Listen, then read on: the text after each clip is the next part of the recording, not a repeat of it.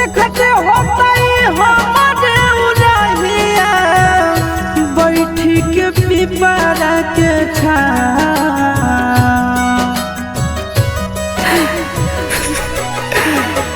देखते होतई हमारे उड़हिया बैठी के पिपरा के छाँव।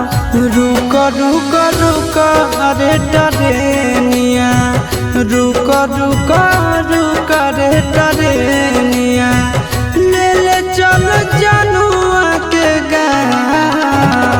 रुक रुक रुक रे टरेनिया।